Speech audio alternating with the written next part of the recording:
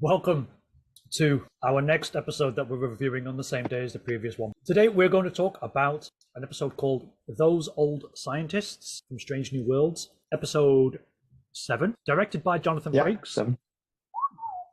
Jonathan Frakes in the house, written by Catherine Lynn and Bill Wolkoff. And Onitra Johnson is the staff writer, and Mike McCann has an uncredited contribution, I guess, because they're his characters that he normally takes care of. And Catherine Lynn has written 8 episodes of Strange New Worlds, 10 episodes of Lower Decks. She was a producer for something called Fear Incorporated, and she was, I love this, she was additional crew on something called Mr. Right. That's her basic, that's the entirety of her IMDb profile page. And Bill Wolkoff has a lot more experience. He did 3 episodes of Star Wars Rebels back in 2015, 4 episodes of Strange New Worlds, Kippo and the Age of Wonder Beasts. I have no idea what this is. 20 episodes. The Man Who Fell to Earth. Do you know that? I think that's a movie. No, it's a TV series. It's on Netflix. And apart from that, G.I. Joe, Renegades, in 2011. Again, I mean, he's got more experience, but not somebody who's written anything that would be considered like hard sci-fi or even anything close to hard sci-fi. I mean, G.I. Joe, Tron, Star Wars, Kippo and the Age of Wonder Beasts. I might check that out. Holy shit. Okay. And this episode has Mike McCann because it's the crossover episode that Adam has been waiting for, especially because Adam loves Lower Decks. I tapped out in season 2 because it's just not funny. Oh, Adam, tell me how much you love this episode. Probably going to be the highest rated episode from you, actually. How would you know? How'd you know? Well, we'll see. And because I can see your dick is hard already. That's why. I'm more excited about this episode than the last episode. This was like way more entertaining than the last episode. Before you get into it, you rated an episode a 6. I don't know if you remember it, but that is my frame of reference to see your fucking mental state now as we go into this episode. Oh, go for God. it. What did you do? Well, what did you do? Go for it, Adam. Oh, that's what Mariner did. She did it in live action. Yeah, she did. She did it in live action. She sure did. Yeah. I could say like the things I didn't like. Yeah, I get it. Yeah, you're giving the thumbs up. Yeah, that's great. The thing. What the hell are you doing? That's how real people in Starfleet in the 24th century. That's what they do, isn't it? That's how they act. 24th century, yeah. And everybody in the 23rd century is really slow talking and. That's right. Right, JJ. Yeah. Anyway, I guess you watched all this episode, right? Yeah, I watched it. Okay, cool. But it took me a day and a half to watch it. I just wasn't interested because my connection crapped out, and I was like, "Fuck it, I'll give it a rest." Go on. Okay. The floor is yours. Sorry. So, like, the annoying parts of this were the bastardization of Spock. That's the continued bastardization of Spock. Okay, that's the first thing I didn't like. The second thing I didn't like was like Mariner. Like, I don't know. Don't say. She's just way too animated, way too loud and obnoxious, and just the thing is though, like, I know you haven't watched the rest of Lower Decks though. I feel like her as a character, she took a step backwards because she's had some character development actually happen in Lower Decks where she's not as ridiculous anymore. She's sort of like got a bit more grounded and a bit more like not so outrageous anymore. She's she's had some learning lessons throughout the actual episodes in the seasons. So her coming into this felt like she was just doing Mariner from like season 1 or something, episode 1. Okay, so she was the most annoying part about it. I like Boimler. You don't say. The guy, especially like Boimler, that the actor who plays him in that, I thought like he did a really good job in the episode. I felt like he played it to a T. I felt like he came through and he's just being the character he is in the show. And he was like just fanboying out over like seeing Pike and seeing these other characters that he obviously knows from Star Trek lore, because he's a big nerd about all the details and stuff. And he had genuine like emotional like interactions with each character, and he was concerned about the timeline as well. So he was very conscious about this, where other characters would be like completely blasé about it and just breeze through scene by scene of what they're doing, won't care about anything. But he was very conscious about that. And I felt like as well the interactions between, even with Mariner next to him, between Pike and when he was addressing them, when Pike would address them both, you talk about rank and stuff like that. they were the only characters I've seen actually have like they stand to attention. They're listening to Pike as he addresses them, and I'm like, that's the only time I've seen because they're ensigns, and it's like, wow, look, they're actually paying attention to what he says and like standing there as if they're in like a military unit. And I was like, that's the only time I've not seen the other characters do any of that shit. And I'm like, why is that? That's weird. But yeah, there's Well, you only know small why. little details like that. But it's very strange. You know why they're respecting Pike? Yeah, because he's a legend and stuff like that. But Right. they do that in the lower decks as well though. So they get addressed by the captain. They're sort of like they stand to attention and they're listening and stuff like that. But like in Strange New Worlds, all the characters like talk to each other like they friggin' like they're all in each other's living rooms and knowing each other or in a bar somewhere. That's where it throws it off a little bit. So it's very strange to me that like these characters that are completely separate from this show are acting more as a like they're listening to authority more than what the fucking established crew are. It's crazy. But yeah, I liked Boimler's and I like the fact that he says something. They're both freaked out by Spock smiling. I don't know why they had Spock smiling so fucking much in this episode. What was going on there, I don't know. I know he's been touched more of his feelings or whatever, but this was just ridiculous on a ridiculous level. Even to the point where he says, like, because it violates canon, he's like, what is this? Is this a phase he's going through or something? When's he going to go back to being like the old Spock or whatever? Because he knows how Spock should act. So I found it quite funny and like in a meta sort of way how Boimler's like the audience saying, what's going on here with Spock? What's happening? It's very, very like breaking the fourth wall because it's like the rest of us going, yeah, what the hell's fucking going on right now? Why is he smiling? Because it was freaky as shit, even his weird smile. The guy who plays Spock doing a very good job of doing a really creepy out there smile. And yeah, his interactions with like Chapel and stuff like that. And she's then realizing that, oh God, me and Spock are probably in a doomed relationship that's not going to work out anyway. So I'm kind of, because he doesn't want to tell future events because he'll ruin things, but he's sort of like saying hints here and there to suggest that things aren't going to work out with them. I think it touches upon Pike as well at some point where he's like, why should I be so bothered about my birthdays? But he knows he's got a bit of a doomed future, but he's like thinking what's going on. I'm surprised he even asked them, but I suppose he couldn't ask them anyway. But I felt like he was the less annoying out of the two. Like Mariner, when she appeared, just completely threw a spanner in the works. To be honest with you, like overall, like the episode felt more like a Trek episode because they were dealing with a scenario like a classic, like a portal on a planet, and they're dealing with it's science fiction-y. You know, and you can look at me like that all you want, but it is. It's like been more science fiction than any of the other bloody episodes we've had so far. And it was a crossover, but melded the two shows, I'd say, quite well together, even though I'm glad they limited her scenes. Like, she didn't have many scenes, which was good. I'm talking about Marin. But yeah, I felt like the guy, like Boimler, did a good job interacting with each character. I thought I liked the interactions. I actually thought they were quite good and interesting. But I can't really think of anything else. Bounce off whatever you say right now. Because I can tell right now that when I was watching this, I was like, you are not going to be enjoying this episode at all. I like how you've spoken for so long, so positively about the episode, and then you're waiting for me to because you're about to tear it down, dump a turd on it. I'll tell you what I liked, and then I'll tell you, then I'll show you the fucking turd. So Boimler is someone that, as a concept, holds up the ideals of what it means to be a Starfleet officer, and in the cartoon, he's just overly unnecessarily nervous in certain, or not nervous, introverted in certain aspects. Like to have an introverted Starfleet officer who's more introverted than Barclay. I mean, Barclay had a justification, but I wouldn't say Barclay was ever a coward. And Boimler sometimes acts cowardly, or he's superseded by Mariner. But Barclay doesn't have a sidekick, so to speak, not until probably Voyager. But he was never a coward, and he actually did dangerous things. Barclay, I mean, in the show. So they're both kind of neurotic, but because it's a cartoon, you have to take it further for more dramatic effect, because this is a cartoon. And at the end of season 1, when he got his promotion, I was actually happy for him. He's away from Mariner, and he's wearing the first contact uniform, and he's with Riker. So that's great. Go for it.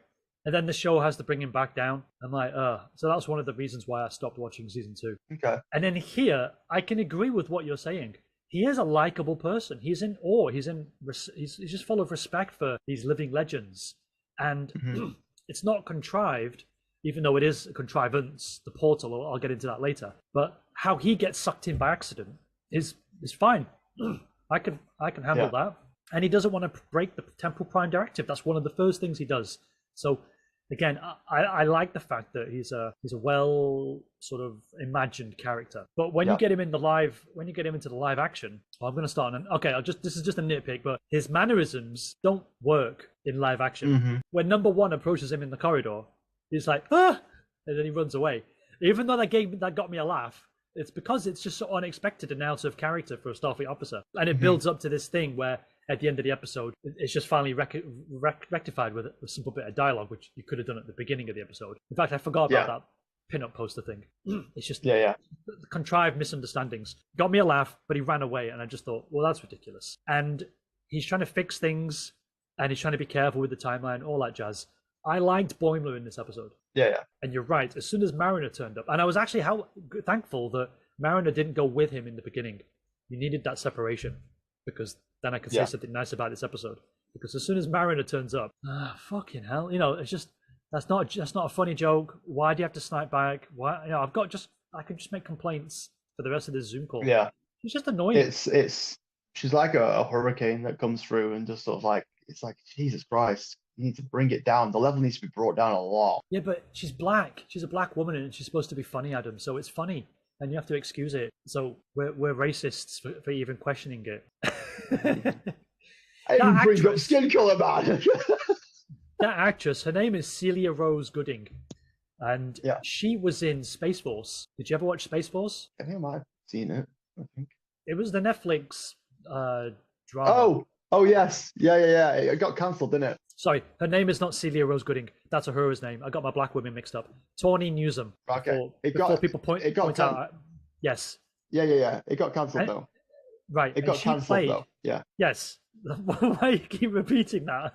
Because you're not fucking listening to me. I keep listening to delay. I was listening to it, but I was trying to get to my point. 2 point faster. I thought you were trying to remind me in a way like, but it was shit. Well, there's that as well. Look, I watched all of Space Force. It was unfunny. Right. It's got Steve Carell in it, or it had Steve Carell in it. The chimp scene was funny on the station. They're trying to get the computer back up. That was the one funny scene. I don't remember. Never. It had John McAvoy in it, wasn't he? John Malkovich, yeah. But Tawny, I thought she was a great character. I liked her character on that TV show. And she was supposed to be the first black woman in space or on the moon or something. Fine, no problem. So I don't have a problem with the writer. With the actor. It's just definitely down to the way Beckett is portrayed as a character in the live action, especially in this live action, but also in Lower Decks. Because she's supposed to be the bestest. I mean, she's 40. The actress is actually 40 years old, but she looks like 30. Yeah, she doesn't look 40. Right. Further proof that black don't crack. And man, she's 40. That's crazy. I didn't think she was 40. And in the cartoon, you can hide that fact that she's 40 because the way she's drawn, she looks like mid-20s. Yeah. But you understand? Still amazed that, yeah. I'm still amazed that you're saying she's 40. Jesus Christ. But you can. Wow. But now that she's 40, and that she has traveled around a bit in Lower Decks. That's why she knows everyone and knows everything. Now she's 40 and you see on live action, it changes now. Where I'm thinking, I kind of look down upon her, like, you're 40 and you're only an ensign? That's basically Picard when he was in an episode where he gets a chance at life with Q because of the stabbing through the heart. And he's a blue science officer and he wants to kill himself. Yeah, but she's not 40 in the thing, though. We don't know. No, she's not 40 in the actual live action. Huh? She's 40 in real life. You mean in the cartoon? Yeah, in the cartoon and the actual when they transition to live action, she's not like portrayed as like she's not 40 years old. No, but no one's saying that she's not 40 years old. And now you see her Okay, but you, dude, you're a guest on my channel. Who are you? Fucking, she's not 40 years old. But look at what's his name, Quaid. What's his name, Jack Quaid? He's playing older, but not that much older. He could still pass as a sort of early 30 something. Again, those characters in the Lower Decks look like mid-20s. And that's where my feelings of like, you're just insolent brats comes from. Because they're all young. If you're Lower Decks, you're kind of young. If you go back to the TNG episode Lower Decks, all those characters were young because they were just out of the academy. So that's the vibe I'm getting. Yeah. But when you see them transposed onto live action and they're much older, it's like, oh, okay, that changes how I'm basically perceiving these characters. So Mariner comes off as more of a failure because I see a middle-aged woman who is grossly underdrawn from Lower Decks. You see the hips on Tawny? She's got thick hips, dude. She's nothing like her cartoon character at all. Whereas Jack Quaid, okay, they kept the purple hair, and in the early promo shots you couldn't see it properly, so that was interesting. But then purple hair, now it's real. It's like, it's a bit shit, dude. It's funny. It's fucking way into the future. It's not out. Come on, we've got like fucking green aliens and shit walking around. Yeah, but no human has purple hair. Well, they do in the future. Okay, Yeah, I'm sorry they to say, do. and they do today. They do today. What are you talking about? Yeah, but you know those people with purple hair, you know, mentally they're not all there. You know that, right? I think you're just being a bit stereotyping there. Maybe stereotypes are there for a reason. Deal with it, bro. Well, Do you know who Anita Sarkeesian is? You keep saying these names like I'm gonna have a clue. Well, Paul McCartney told me it's a name drop, but I have to name drop in this instance. Anita Sarkeesian, quick story. She's a games reviewer, and she did this thing called Feminist Frequency on YouTube, where she would point out how sexist all video games were, and she pretended to play video games, and then it came out that she never actually played them. She just thought there was an angle there where she could make some dollar and talk about the sexism. And this leads up to Gamergate and all that shit. But in her podcast or her YouTube channel, she had this mugshot of herself with her two co-hosts, two other women, where they would talk about feminism in video games. But the way they drew themselves, they were like cute anime characters, like young 20-somethings. But someone edited it to show what they really look like. And because the two co-hosts are fat and she's not exactly, a 9 out of 10, they drew it more realistically. And it's like, that's how you should be represented. And there's a certain level of irony there where they're talking about the unfair representation of women in video games, and yet they don't portray themselves accurately. So there's an unfair representation of themselves because they're trying to make themselves look more juvenile. And that's what they've done with Lower Decks. Knowing this, that's the feeling I'm getting. I'm not saying they're right or wrong. It's just knowing that air quotes source material. I look at her and I'm like, okay, she's a much thicker woman. You've eradicated those hips from the cartoon character. Her face is longer. Her nose is longer. She's got a Westerner's nose, and yet the character doesn't have those things, and that fascinates me. Just as an aside, not as anything like as a negative on this episode, but why would you misrepresent a black woman, and yet it's okay to misrepresent the black woman like this? I think we're really stretching it a bit there. I don't get any of that. No, it's just a cartoon. No, because Jack is properly accurately represented. He could be taller as a cartoon character because he is taller in real life, but the woman's proportions have changed, and it's like, why? I just find that really interesting. Her hips, you just said that. You noted that. Her hips are huge. And I'm not saying that as a negative. She's got huge hips, and I bet if they did a side angle, she's got a big fat, PHAT, fat ass, which everyone would want to fucking park their quad bike in. You are removing that from Lower Decks. Because we're talking as a theme through all these episodes about the promotion of women, where the women are over promoted. So I'm tying into this idea that you've created an idealized version of Mariner, and yet when you see her live, it's like, that doesn't look like Mariner at all, which adds further conflict to then her dialogue, because it's like, it just doesn't work for me. Maybe I'm looking at it with sharper eyes. I don't know. I'm not letting it go. But they've misrepresented who she is anatomically. I don't know, man. I just don't think the cartoon is going to be a direct representation of the actual person voicing it. I mean, like, the guy who voices Batman doesn't exactly look like Batman. It's but Batman is like an icon. You got to have Batman as big, and you just want him for the voice. He's never going to do live action, is he? The guy who did the voice. Well, they probably didn't think this would be like live action, but it's just a massive crossover episode. That's just there is nowhere. that. So that's a good out. Okay, I like your. They didn't know they were going to do a crossover. Fair enough. They probably didn't. Was it in the works? No. They probably didn't draw. Yeah. No, Snark. I agree. They probably didn't know. They were like, shit. She's got big hips and a fat ass. What we're going to do? Doesn't matter.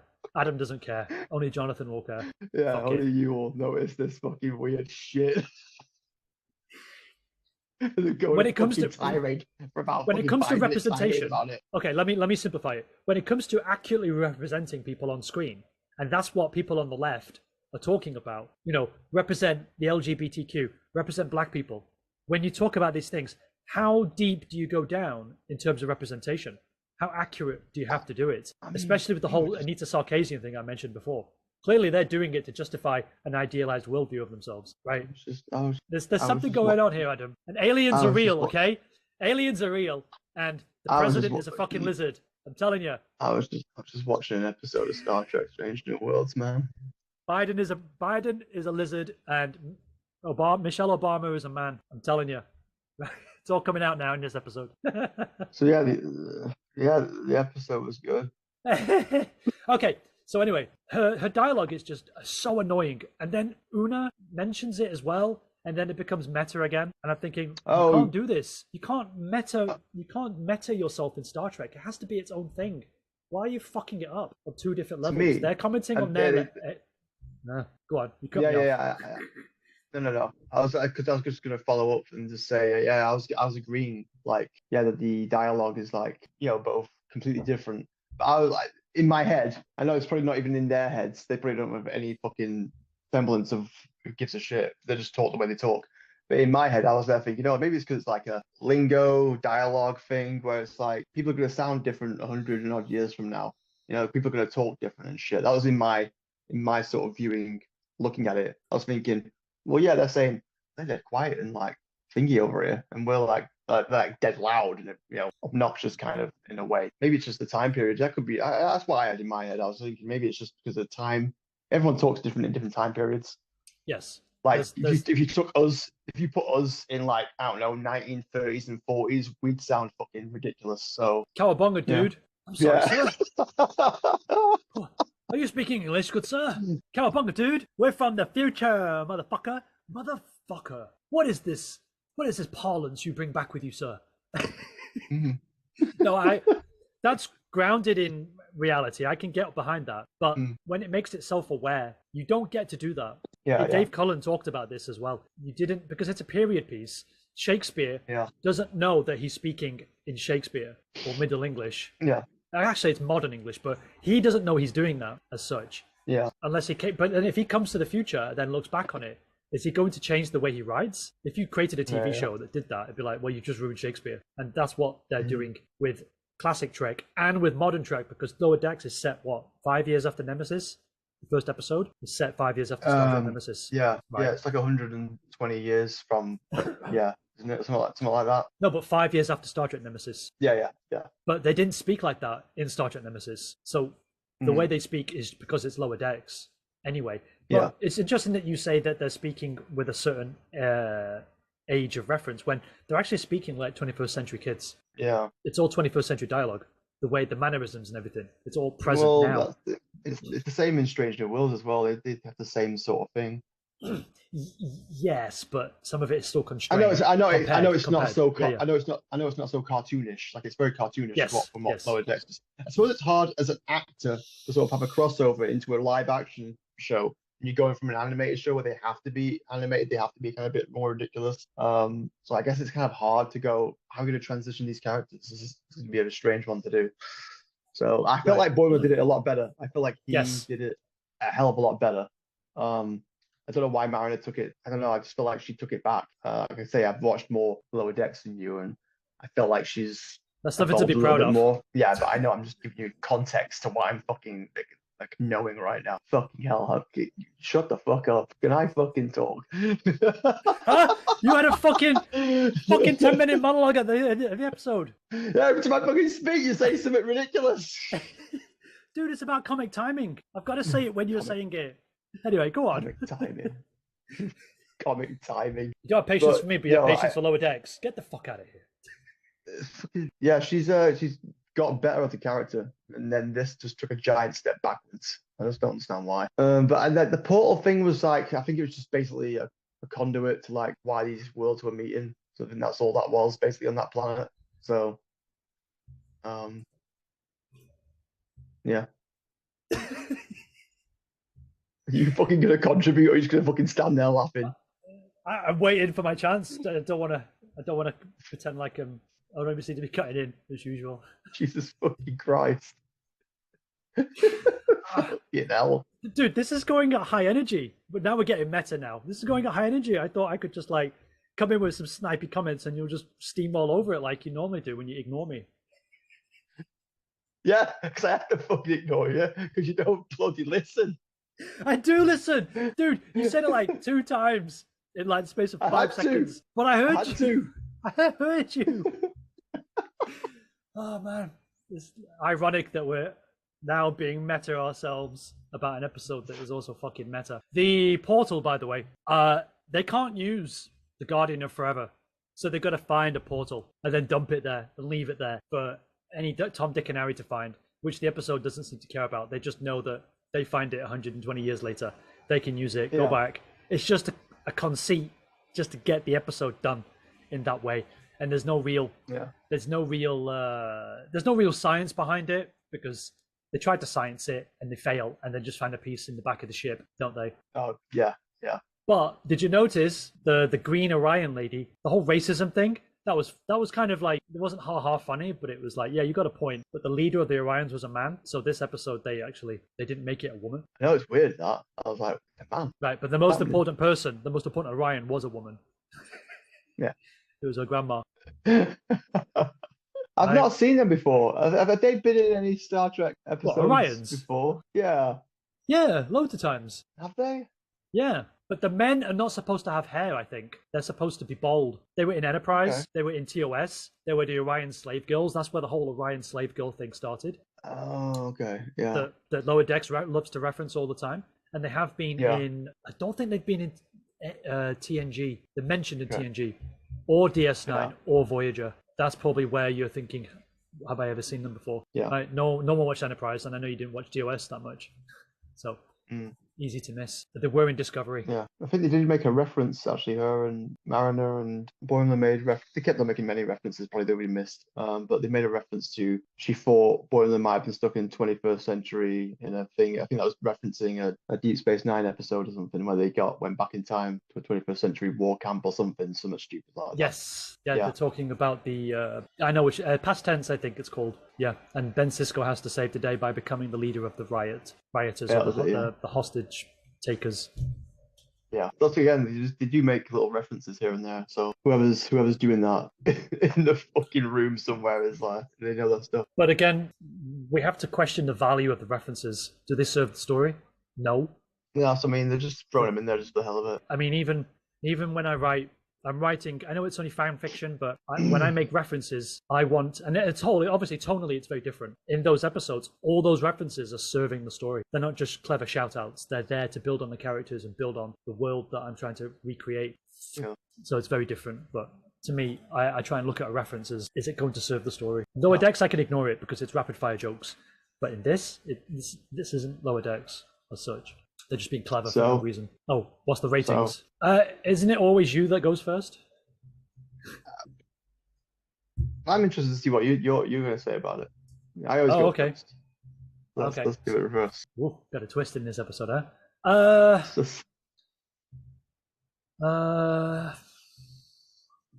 You see, I sort of beat off you. Now it's very difficult. Now that you say it like that, I beat off you. You're gonna beat me off.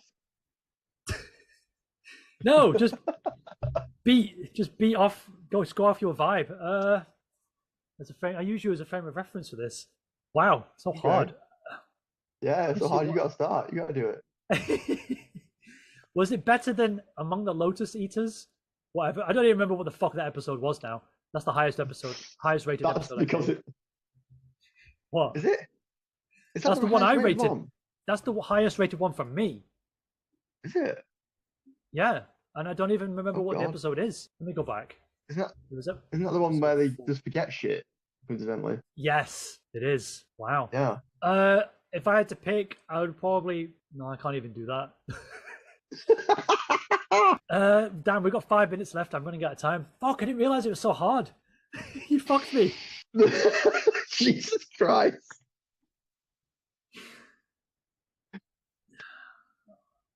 I don't want to just be flippant either. I want to justify it. Because of Boimler, and the fact that they tried to respect Pike's understanding of his own future. So there is some attempt at canon in their own new Trek style. I'll give it a 3. Okay. You got 4 minutes, dude. High praise. A 3. Just because the conceit isn't very clever. They don't science the shit out of it. I don't really learn anything, and there's only 10 minutes of fucking plot. Yeah, it's mostly how the interactions are with the characters really than anything else. Like I said, the portal was like a plot device just to get the two worlds to meet. It's gone down to a 2 now. I'm torn between a 6 and a 7 because my highest rated one was a 6, and I quite enjoyed this one because so yeah, I think I'm just gonna go. Yeah, I'm gonna go for like 6 because Mariner brings it down a little bit. So it was gonna be like touching upon a 7, but yeah, 6 is good. 6 is probably fine. Who the fuck are you talking to? So yes, 6. Yeah, 6. There's no one JJ here. I'm speaking just from play. I'm just play. I'm an just play acting. invisible, I'm just playing. invisible person right I'm pretending there's somebody off camera for dramatic dramatization, comedy value shit. You know, now.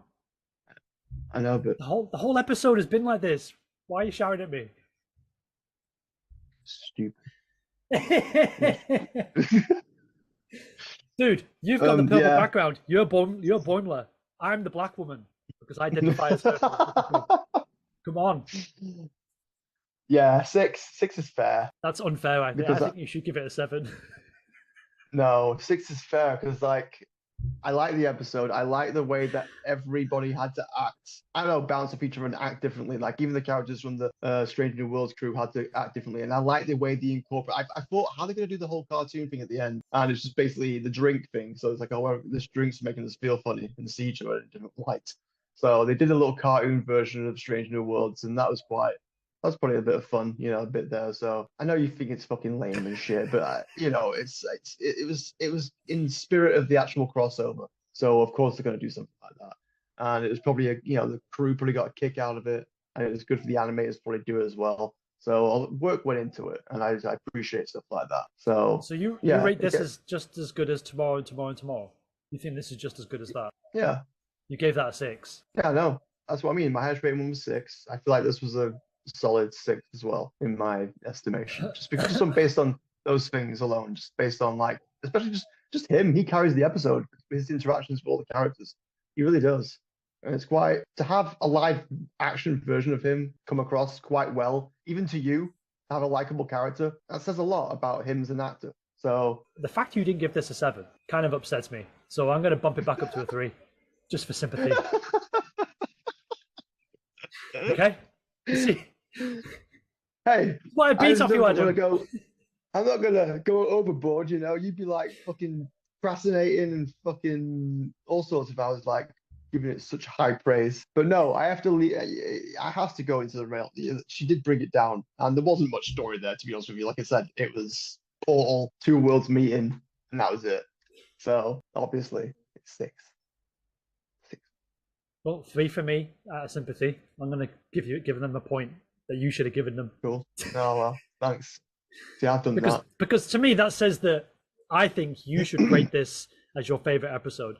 That's what it implies, and you're not doing that. So it's back up. Close. Tie. High 6. Still at 6. High 6. Okay.